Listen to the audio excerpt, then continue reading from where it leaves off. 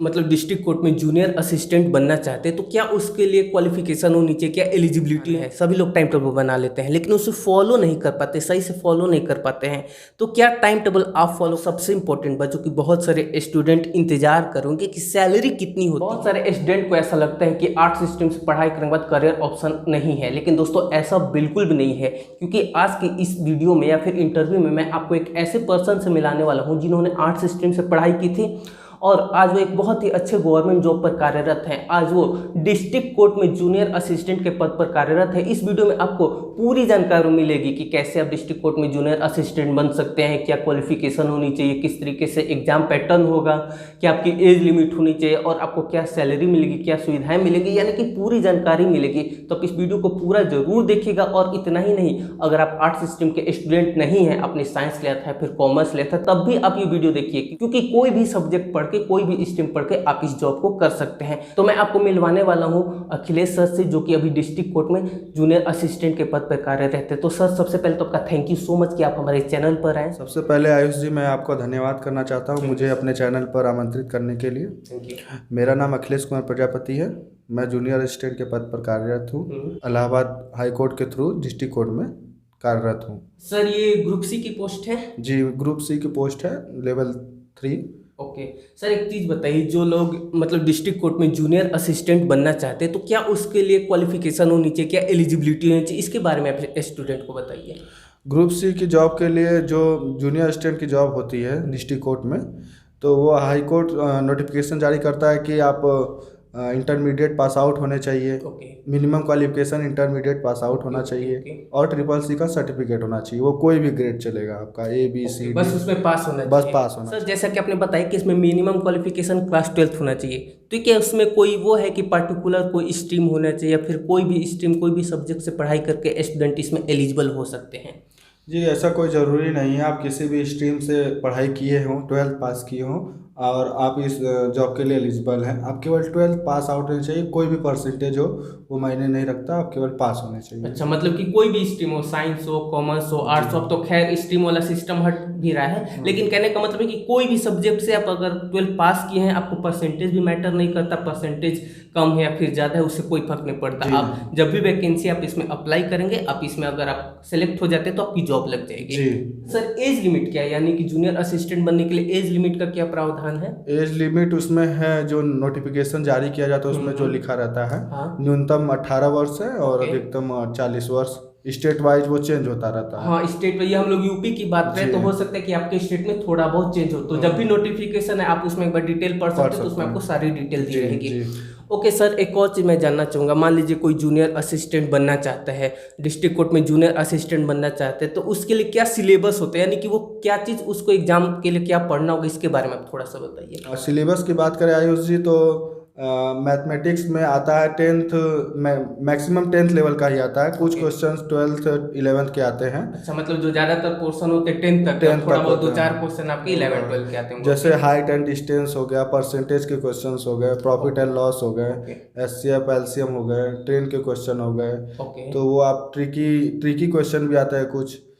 उसके अलावा English grammar की बात करें तो उसमें पंक्चुएशन हो गए, फिल इन द ब्लैंक्स हो गए, ओके। सिनोनिम एंटोनिम हो गए और यही सब हैं। ओके। और हिंदी ग्रामर की बात करें तो जो इंग्लिश ग्रामर में इंग्लिश में आता है वही हिंदी में आता है। विलोम शब्द विलोम वगैरह शब्द या हो गए, फिर पर्यायवाची शब्द हो गए और अनेक शब्दों के लिए एक शब्द हो गया जो उसमें। नॉर्मली हिंदी ग्रामर में होता है वो जी, चीज। ओके सर, क्रिया इसके अलावा और क्रियाकाल। क्या? और उसके अलावा जनरल स्टडी भी एक पोर्शन होता है, उसमें आप जनरल स्टडी जो भी यूपी में मान्य है सभी कुछ पूछता है। जैसे इंडियन हिस्ट्री हो गया, नेशनल मूवमेंट हो गया और आपका ज्योग्राफी, जनरल साइंस, ये सब कवर करंट करता है, अफेयर्स वगैरह। करंट अफेयर्स वगैरह। ओके सर, आपने सिलेबस के बारे में बता दिया, अब हम लोग जानेंगे एग्जाम पैटर्न क्या होता है, यानी कि जूनियर असिस्टेंट बनने के लिए एग्जाम किस तरीके से होता है, आप इसके बारे में थोड़ा सा बताइए। एग्जाम पैटर्न जो नोटिफिकेशन में जारी किया जाता है उसमें यही दिया जाता है कि आपके 100 क्वेश्चन रहेंगे। ओके। तो 100 क्वेश्चन को 4 पार्ट में उसको डिवाइड किया जाता है। MCQ type question MCQ type question रहते हैं। 100 क्वेश्चन रहते हैं जिसमें 25 मैथमेटिक्स के रहते हैं, 25 इंग्लिश ग्रामर के, 25 हिंदी ग्रामर के और 25 जनरल स्टडी के रहते हैं। मतलब 4 सेक्शन में 25 क्वेश्चन हर एक सेक्शन में। ये निगेटिव मार्किंग होती है? नहीं, निगेटिव मार्किंग नहीं ओके। होती है। ठीक है सर। तो मान लीजिए कि अगर कोई स्टूडेंट ये जो फर्स्ट एग्जाम है जो एमसीक्यू टाइप जो 100 क्वेश्चन का है, मान लीजिए इसमें क्वालिफाई कर जाए तो उसके बाद नेक्स्ट प्रोसेस क्या है? उस एग्जाम पास होने के बाद जब आप रिटन एग्जाम क्वालिफाइड हो जाएंगे तो आपको टाइपिंग के लिए बुलाया जाएगा। ओके। उसके लिए समय भी देते हैं, 1-2 महीने का या 3 महीने का टाइपिंग का समय भी देते मतलब हैं। जो एग्जाम हो जाएगा उसके बाद 2-3 महीने बाद आपका टाइपिंग टेस्ट टाइपिंग टेस्ट होगा। टाइपिंग टेस्ट आपके 2 लैंग्वेज के होंगे, दोनों ही करना है। ओके। आपको इंग्लिश का भी 300 वर्ड दिया जाएगा जो आपको 10 मिनट में करने होंगे, यानी 30 वर्ड पर मिनट का स्पीड देना होगा। और हिंदी का 250 वर्ड रहेंगे, ऑन स्क्रीन रहता है, तो हिंदी का भी 25 वर्ड पर मिनट स्पीड मांगता है उसमें। अच्छा, मान लीजिए हमने रिटन एग्जाम क्लियर कर लिया, हमने टाइपिंग टेस्ट भी क्लियर कर लिया, उसके बाद नेक्स्ट प्रोसेस क्या होता है? उसके बाद नेक्स्ट प्रोसेस है, कुछ महीने बाद उन लोग मेरिट लिस्ट निकालते हैं। तो आप क्वालिफाइड अगर हैं तो आपको फिर नियुक्ति पत्र आपके घर पर आएगा, या आपके डिस्ट्रिक्ट कोर्ट, जिस डिस्ट्रिक्ट कोर्ट में आपको अलॉटमेंट हुआ है वहाँ से कॉल आएगा कि आके आप ज्वाइन कर सकते हैं। अच्छा सर, इसमें कोई मेडिकल टेस्ट वगैरह भी होते हैं, फिर कोई इंटरव्यू वगैरह भी होता है? नहीं, इंटरव्यू नहीं होता है, नॉर्मल मेडिकल होता है केवल। मेडिकल में क्या होता है सर? मेडिकल में आपके जो भी विजन, आई विजन हो गया, फ्लैट फुट हो गया, नॉर्मल मेडिकल आप किसी भी अस्पताल से करा के उनको दे सकते हैं, या वो खुद भेज कर कराते हैं। अच्छा जी, मतलब ये है कि आपको बहुत ज्यादा कोई सीरियस बीमारी वगैरह ना हो, ये सारे मतलब जो नॉर्मल जो रूटीन होते हैं उसी तरीके के होते हैं। ओके सर, आपने सिलेबस वगैरह के बारे में सब कुछ बताया, एग्जाम पैटर्न के बारे में बताया। अब सबसे इम्पोर्टेंट बात, कैसे प्रिपरेशन करें? जैसे कि हम सब जानते हैं कि आपका पहली बार में ही सिलेक्शन हो गया था, तो आपने किस तरीके से पढ़ाई की थी, मैथ्स की पढ़ाई किस तरीके से करें, इंग्लिश की तैयारी कैसे करें, जीएस और जो हिंदी ग्रामर है इसकी कैसे प्रिपरेशन करें कि सिलेक्शन के चांसेस बढ़ जाए, इसके बारे में आप थोड़ा सा स्टूडेंट को बताइए। मैंने जो तैयारी की थी तो वो सिलेबस के अकॉर्डिंग की थी। सिलेबस के अकॉर्डिंग करने से ये होता है कि आपको कम चीज़ें पढ़नी है और ज़्यादा टेंशन भी नहीं रहता है उससे। तो मैं आपको सिलेबस वाइज ही बताता हूँ। जैसे मैथमेटिक्स हो गया, तो मैथमेटिक्स में आप टॉपिक चुन लीजिए, जो भी टॉपिक के क्वेश्चन आते हैं सिलेबस में जो भी है। जी हाँ। तो जैसे हाइट एंड डिस्टेंस के क्वेश्चंस हो गए, प्रॉफिट एंड लॉस के क्वेश्चंस हो गए, तो नॉर्मल क्वेश्चन ही पूछता है। जैसे आप जिसे आप किसी भी सिंपल ट्रिक से या किसी बुक से पढ़कर लगा सकते हैं। एपीजीपी जो आप पहले पढ़ चुके हैं, पहले से पढ़ते आए हैं, एलसीएम एचसीएफ आप पढ़ते आए हैं। उसके बाद आता है इंग्लिश ग्रामर। तो हम लोग यूपी बोर्ड के स्टूडेंट रहे हैं, तो इंग्लिश ग्रामर में थोड़ी सी कठिनाई आती है। तो उसके लिए आप कोई भी बुक लेकर एंटोनिम सिनोनिम याद कर सकते हैं, या इंग्लिश की अच्छी प्रिपरेशन करनी है तो इंग्लिश न्यूज़पेपर पढ़ सकते हैं। और फिल इन द ब्लैंक्स का कोई प्रैक्टिस सेट लेकर उससे आप प्रैक्टिस करेंगे तो उससे ज़्यादा प्रिपरेशन होता है, उससे टाइम मैनेजमेंट सब कुछ आता है। और हिंदी ग्रामर का तो आपको याद करना है, जैसे पर्यायवाची शब्द हो गए और ये सब हो गए, सब याद करना पड़ता है। अच्छा, इसमें रीजनिंग नहीं आता है? नहीं, रीजनिंग नहीं आता है। हिंदी ग्रामर का जो पोर्शन होता है, हिंदी ग्रामर में आप विलोम शब्द आते हैं, पर्यायवाची शब्द आते हैं और शुद्ध अशुद्ध शब्द आते हैं। तो वो सब आपका जो बेसिक रहा हुआ है हिंदी जो आप पढ़ते हैं उससे भी कर सकते हैं। उससे जो याद रहा है वो ठीक है, नहीं याद रहा है तो आप उसके लिए कोई बुक से पढ़ सकते हैं। उसको याद करने का तरीका ये होता है कि आप उसको लेके एक पेज पर लिखते जाइए, जो भी याद नहीं हो रहा है। जैसे आप कुछ विलोम शब्द तो आदमी को याद रहता है, हानि का लाभ, ऊंच का नीच, ऐसे याद रहता है। लेकिन जो नहीं याद रहता उसको आप अलग पेज पे लिख लीजिए, उसको फिर से याद करिए, बार बार याद करिए तो याद हो जाएगा। जीएस में आपका आता है, जीएस में तो ब्रॉड एरिया है, तो उसके लिए आप किसी बुक से या खुद से पढ़कर कोचिंग से उसको तैयारी कर सकते हैं। जैसे कुछ टॉपिक होते हैं जिससे क्वेश्चन ज़्यादा आते हैं, इंडियन नेशनल मूवमेंट हो गए और करंट अफेयर्स तो इम्पॉर्टेंट है, ये सबसे इम्पॉर्टेंट है। करंट अफेयर्स को कवर करने के लिए कम से कम 25 क्वेश्चन आते हैं जीएस के, जिसमें से 10 क्वेश्चन करंट अफेयर्स के जरूर आते हैं। तो करंट अफेयर्स सबसे आसान तरीका है कि आप न्यूज़पेपर का आदत डालिए, न्यूज़पेपर रोज़ पढ़िए सुबह, जिससे आपको वो माइंड में हमेशा रहता है न्यूज़पेपर का कि हाँ यहाँ ये प्रधानमंत्री बने या इस देश में ये हुआ है, इससे ये याद रहता है। ओके सर, जैसे कि करंट अफेयर्स की बात हो रही है, तो कितने समय तक का करंट अफेयर्स हम लोग को मतलब कि प्रिपेयर होना चाहिए? करंट अफेयर्स मैक्सिमम मैं मानूँ तो अगर बहुत ज़्यादा पढ़ना है आपको तो 1 साल का पढ़िए। जब से नोटिफिकेशन आया है या जब से एग्ज़ाम होने वाला है उसके 1 साल पहले तक का पढ़िए। और उसके लिए आप मंथली भी पढ़ सकते हैं, या पहले से पढ़ते आए तो बहुत अच्छा है, उसको रिवाइज करना पड़ेगा। अगर नहीं पढ़ते आए तो कोई एनुअल का बुक ले लीजिए, जो वार्षिक पत्रिका आती है कोई भी, तो उसको लेके आप रिवाइज कर सकते हैं। उसको सुबह शाम पढ़ते रहिए। नहीं याद होता है तो उसको एक रफ कॉपी ले लीजिए, उस पर लिखते रहिए। लिखने से ज़्यादा याद होता है। अच्छा सर, आपने अभी रिवाइज शब्द का नाम लिया, तो रिवीजन, किसी भी एग्जाम की तैयारी में रिवीजन का सबसे महत्वपूर्ण रोल होता है। तो कई सारे सब्जेक्ट होते हैं, फिर कई सारे टॉपिक्स होते हैं, खासकर याद करने वाले हम लोग बात कर ले, चाहे इंग्लिश ले ले, चाहे हिंदी ले ले, या फिर कोई भी जो चीज़ हम लोग को याद करें, हम लोग याद करते कुछ टाइम बाद भूल जाते हैं, और फिर स्टूडेंट इससे बहुत ज़्यादा डीमोटिवेट हो जाते हैं कि भाई पढ़ा, फिर कुछ दिन बाद सब फिर जीरो हो गया, तो डीमोटिवेशन आ जाती है। तो इस चीज़ को कैसे टैकल करें, कैसे रिवीजन करें, क्या उसका मतलब कि रेगुलर तरीका होना चाहिए, इसके बारे में आप थोड़ा सा बताइए। अगर रिवाइज भी कर रहे हैं तब भी याद नहीं रह रहा है तो डीमोटिवेट होने की ज़रूरत नहीं है। वो कोई भी फैक्ट होता है तो वो कभी ना कभी याद हो ही जाता है। लेकिन अगर अगर हमेशा याद रखना है तो आप चुन लीजिए जो चीज़ याद नहीं हो रहा है। जैसे आपने आज 10 टॉपिक पढ़ा, उसमें से 5 टॉपिक याद रहे, कल 5 टॉपिक आप भूल चुके हैं, तो आप उस 10 टॉपिक को फिर से पढ़ लीजिए। आपको फिर पाँचों तो जो याद थे वो फिर से रिवाइज हो गए, और जो 5 नहीं थे वो थोड़ा बहुत माइंड में आपके बन जाएंगे, उसका इमेज बन जाएगा, उसमें से 1-2 आप कवर कर चुके हैं। तो ऐसे रिवाइज करने का तरीका है कि एक ही टाइम पर एक सब्जेक्ट को रोज पढ़िए, या तो शाम को जिस टाइम आप पढ़ते हैं जिसमें आप सुटेबल हो, सुबह पढ़ते हैं तो सुबह पढ़िए, लेकिन रिवाइज रोज करिए। अगर आप पढ़ने वाले बच्चे हैं, आपको तैयारी करना है, आपको एग्जाम निकालना है, तो आप रोज जरूर पढ़ेंगे। जितना रिवीजन करेंगे उतना ही हमारी तैयारी अच्छी होती है। है। यहाँ पे एक बहुत इंपॉर्टेंट क्वेश्चन है टाइम टेबल को लेके, क्योंकि टाइम टेबल बनाना बहुत आसान है, सभी लोग टाइम टेबल बना लेते हैं, लेकिन उसे फॉलो नहीं कर पाते, सही से फॉलो नहीं कर पाते हैं। तो क्या टाइम टेबल आप फॉलो करते थे, और इसके बारे में आप स्टूडेंट से क्या कहना चाहेंगे, किस तरीके का टाइम टेबल होना चाहिए? जैसे कि मैं अपनी बात बताऊं तो मैं तो स्कूल भी पढ़ाना पड़ता था और शाम को ट्यूशन भी पढ़ाता था, तो मुझे शाम को ही समय कुछ मिलता था। और भोर में उठकर, जैसे भोर में कहा जाता है कि याद किया हुआ आदमी कम भूलता है, याद रहता है तो वो याद रहता है। तो मैं जैसे मैथ आकर ट्यूशन से आया, खाना पीना खाकर रात को मैथ लगा लिया, मैं तो एक प्रैक्टिस सेट लगा लिया, तो उससे मेरा जो भी पढ़ा था वो प्रैक्टिस हो गया, जो भी फार्मूला था याद हो गया, जो भी ट्रिक था वो याद हो जाता था मैथ का।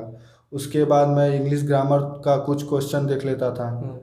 एक प्रैक्टिस सेट जब आप लगाते हैं तो उसमें सभी सब्जेक्ट कवर हो जाते हैं, लेकिन फिर भी कुछ रह जाता है, तो उसको मैं भोर में उठता था। जो चीज़ें याद नहीं होती थी, मुश्किल थी कि नहीं याद होगा, तो उसको मैं भोर में उठकर याद कर लेता था। जैसे जीएस का कुछ पोर्शन हो गया, जीएस का कोई टॉपिक हो गया, हिंदी का कोई टॉपिक हो गया, जो याद करना है, तो उसको मैं सुबह पढ़ता था। सर, जैसे कि आपने अभी बोला कि आप ट्यूशन भी पढ़ाते थे, स्कूल में भी पढ़ाते थे, तो आपको अपनी तैयारी के लिए कितना समय मिलता था?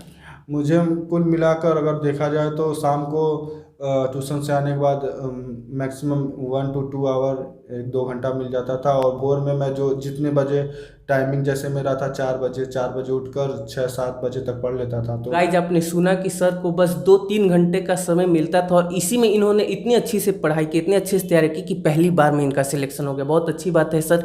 इसके लिए इस वीडियो को आप लाइक कर दीजिए, और इस वीडियो में आपके लिए बहुत कुछ है, तो इस वीडियो को पूरा अंत तक देखते रहिए। सर, जैसे कि कोई भी हम लोग एग्जाम की तैयारी करते हैं तो उसमें बुक्स का बहुत ज़्यादा इंपॉर्टेंट रोल होता है। तो कौन सी बुक अच्छी रहेगी, किस बुक से आपने पढ़ाई की थी, और कौन सी बुक से स्टूडेंट को पढ़ाई करनी चाहिए, इसके बारे में आप बताइए। बुक्स की बात करें आयुष जी, तो सब्जेक्ट वाइज जैसे मैं बताना चाहूँ अगर, तो मैथमेटिक्स में मैंने जो पढ़ाई की थी, मैथमेटिक्स का तैयारी किया था मैंने, RS अग्रवाल की बुक आती है मैथमेटिक्स की। वो बहुत ही कंफर्टेबल होती है बच्चों को तैयारी को नीचे सीढ़ी से ऊपर सीढ़ी तक, ऊंचाई तक ले जाने के लिए, क्योंकि वो स्टेप वाइज रहता है, उसमें आसान से कठिन तक सब क्वेश्चन रहते हैं। और एक दूसरी बुक भी आती है SD यादव की, मैथ्स की जी। तो वो दोनों तैयारी के लिए आपके सही है, आप उससे किसी भी ग्रुप C की तैयारी कर सकते हैं मैथ की। उसके अलावा फिर आप इंग्लिश ग्रामर की अगर बात करें तो इंग्लिश ग्रामर के लिए एक ऑथेंटिक बुक है लुसेंट की इंग्लिश ग्रामर, आप उससे तैयारी कर सकते हो। उससे पढ़ाई करके आप उसके बाद लुसेंट की ऑब्जेक्टिव आती है, ऑब्जेक्टिव क्वेश्चंस की, उससे आप लगाकर प्रैक्टिस अपना तैयारी देख सकते हैं, जांच सकते हैं कि कैसी तैयारी हमारी रह रही है इंग्लिश ग्रामर की। उसके अलावा है फिर इंग्लिश ग्रामर के बाद आती है बात हिंदी ग्रामर की। हिंदी ग्रामर में अगर आप तैयारी करना चाहते हैं तो हिंदी ग्रामर की सबसे अच्छी वही बुक है लुसेंट की, हिंदी ग्रामर की। और आदित्य पब्लिकेशन की आती है, लेकिन आदित्य पब्लिकेशन में बात यह है कि आप याद करने के लिए केवल यूज कर सकते हो उसको। ओके। और लुसेंट की बुक है तो उससे आप प्रैक्टिस कर सकते हैं। हिंदी साहित्य भी उसमें रहता है, तो आप हिंदी साहित्य किसी एग्जाम के लिए पढ़ना चाहते हैं तो वो भी ठीक रहता है। ओके। उसके बाद बचता है ब्रॉड जो सब्जेक्ट है हम लोगों का, जीएस, जनरल स्टडी। तो जनरल स्टडी में तो बहुत सारे टॉपिक होते हैं, बहुत सारा, जैसे बहुत सारा बुक लेना पड़ जाता है अलग से। हाँ। तो उसके लिए मैं बताना चाहूँगा कि जैसे हिस्ट्री हो गया, जियोग्राफी हो गया, जनरल साइंस हो गया, और जितने भी टॉपिक आते हैं जनरल स्टडी में सबके लिए बुक आती है पूर्वावलोकन की, घटना चक्र की पूर्वावलोकन आती है। तो वो सब्जेक्ट वाइज रहता है, सब्जेक्ट वाइज अलग अलग सब्जेक्ट का अलग अलग सब्जेक्ट का अलग अलग आता है। तो उसमें जैसे हिस्ट्री का अगर मैं बात करूँ तो हिस्ट्री का टॉपिक वाइज आपका आदि युग से पूरा आधुनिक युग तक का सब हिस्ट्री मिल जाएगा आपको बुक में। और वो क्वेश्चन टाइप, ऑब्जेक्टिव टाइप रहते हैं। उसके बाद वो आंसर के बाद डिस्क्रिप्शन भी देते हैं, उससे आपको और भी क्वेश्चन याद होंगे, समझ में आ जाएगा, समझ में आ जाएगा कि कैसे याद करना है उसको। आपको आसानी होगी, आपको और ज़्यादा तैयारी होगा। जैसे आप एक क्वेश्चन पढ़ रहे हैं तो आपको 5 क्वेश्चन याद हो रहे हैं, ये आपको बेनिफिट पता चलता रहेगा। इसी तरह पूर्वावलोकन की सभी सब्जेक्ट की आती है, जितने भी जीएस में सब्जेक्ट होते हैं। जियोग्राफी का अलग आता है, और जनरल साइंस का अलग आता है, नेशनल मूवमेंट का अलग आता है, आधुनिक इतिहास का अलग आता है। इतिहास में भी 3 सेक्शन होते हैं, सबका अलग अलग आता है। तो आपको अच्छी तैयारी हो जाएगी जीएस की, ताकि आप कोई भी एग्जाम आराम से निकाल सकते हैं। तो सर ने जितने भी बुक्स के बारे में बताई, इन्हीं सभी बुक से इन्होंने पढ़ाई करके पहली बार में सिलेक्शन पाया है। तो इन सभी बुक्स का लिंक मैं आपको डिस्क्रिप्शन दे दूंगा, आप चाहे तो वहाँ से खरीद के अपनी पढ़ाई बहुत अच्छी कर सकते हैं।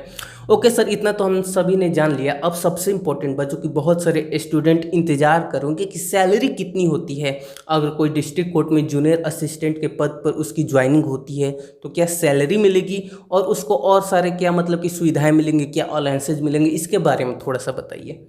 जैसा कि डिस्ट्रिक्ट कोर्ट जो भी होता है इलाहाबाद हाई कोर्ट के अंदर, तो वो राज्य सरकार के अंतर्गत आता है।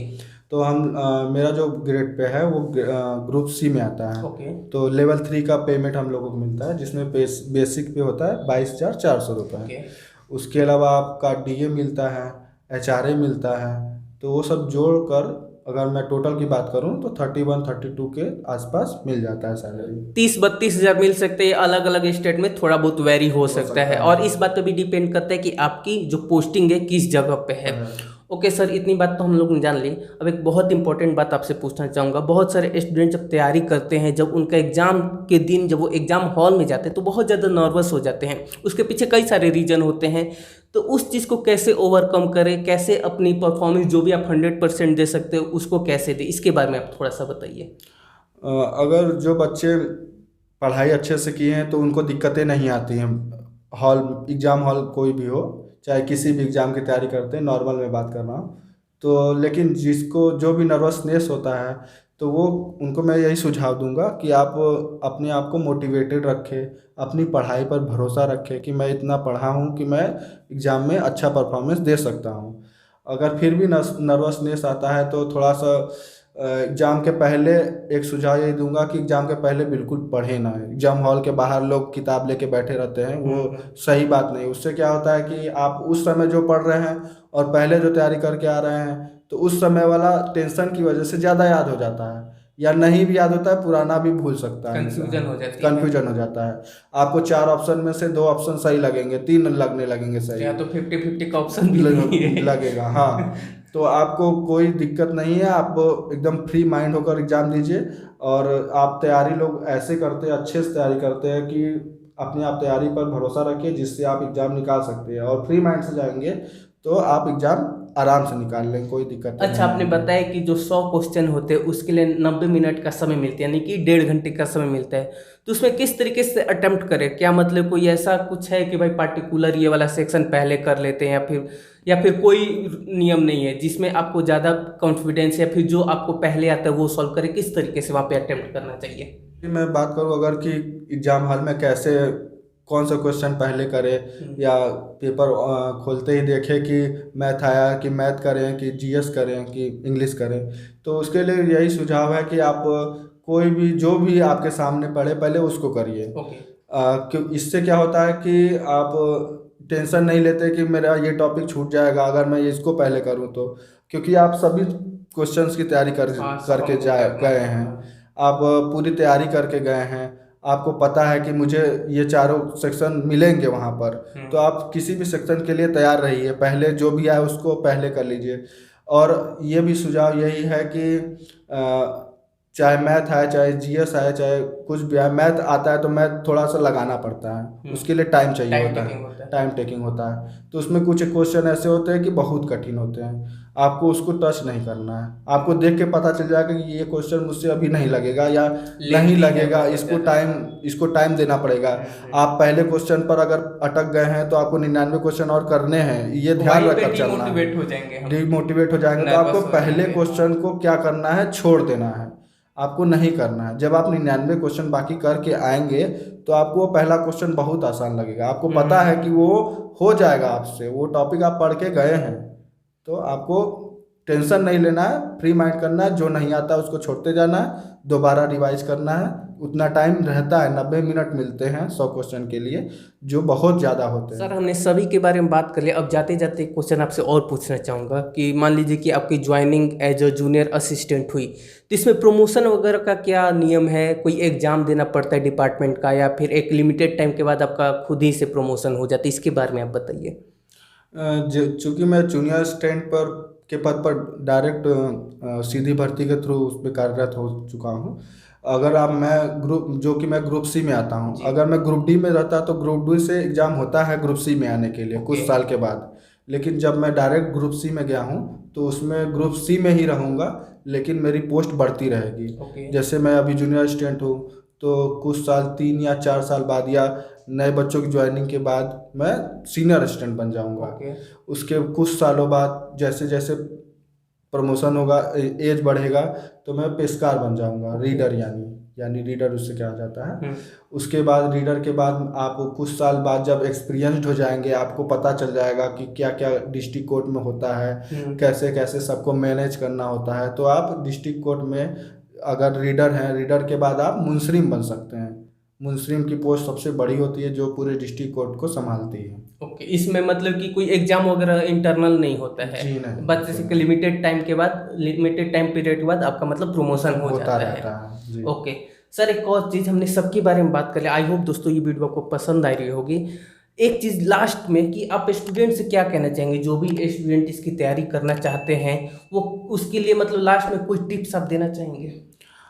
वैसे तो जो कोर्ट की जॉब है वो बहुत अच्छी होती है, उसके लिए अगर आप अप्लाई करते हैं तो उसके लिए यही टिप्स है कि आप सब सेक्शन पे ध्यान दीजिए, सभी सेक्शन पे ऐसा कोशिश करिए कि 25 में से आप 20 क्वेश्चन कम से कम सही अटेम्प्ट कर पाएँ, जिससे आपको कॉन्फिडेंस रहे कि मैं हो जाऊंगा। और टाइपिंग अपना करते रहिए, टाइपिंग करना बहुत ज़रूरी है, टाइपिंग करते रहेंगे तो वो स्पीड बाद में मैनेज हो जाता है, आपको अच्छा लगेगा कि आप टाइपिंग भी पास कर गए। तो आई होप दोस्तों अब आपको पूरी जानकारी मिल गई होगी कि आप किस तरीके से डिस्ट्रिक्ट कोर्ट में जूनियर असिस्टेंट बन सकते हैं।